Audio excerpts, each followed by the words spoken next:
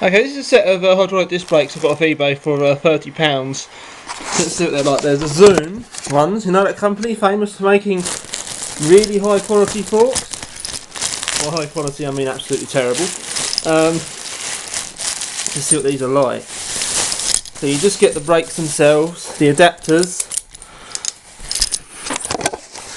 So you get the brakes, the adapter which is meant for a 160mm rotor, the bolts to put them on, and yeah, that's all you get with them. This is an old junky bed that we don't use anymore, by the way.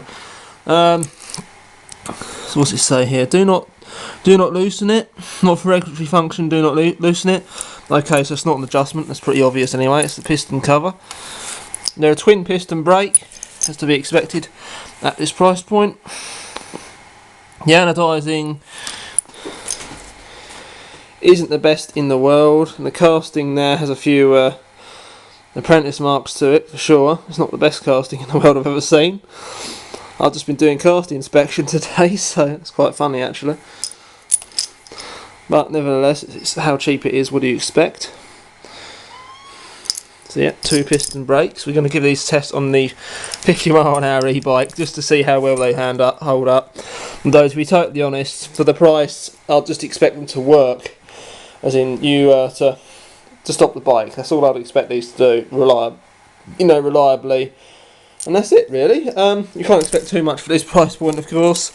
But I'd imagine these are certainly an upgrade to your mechanical disc brakes. But I'm wondering how they'll hold up compared to the Clark's M2 and M3 series, which have been our go-to in the past, and don't typically cost much more. They're £9 more expensive for the Clark's. And I'd say the build quality so far on the Clark's is far better. But the Clark's is just a boring black with a little red piece on the caliper. So if you want these to look a bit nicer, it might be worth it. I haven't tested the performance yet. See what we've got for brake pads in here. Okay, they're not the Shimano type, I don't think. They're sort of like a horseshoe kind of shape. I'll put this back in here.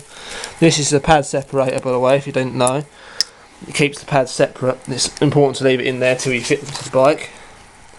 And have the discs in there, and the cat's completely photobombed my video.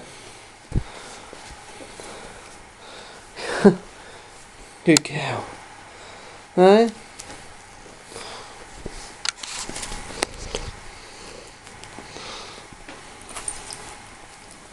So here we have the other one. So we drive on the other side of the road. So left is rear and right is front. Yeah, so that concludes this video. We'll try them out soon.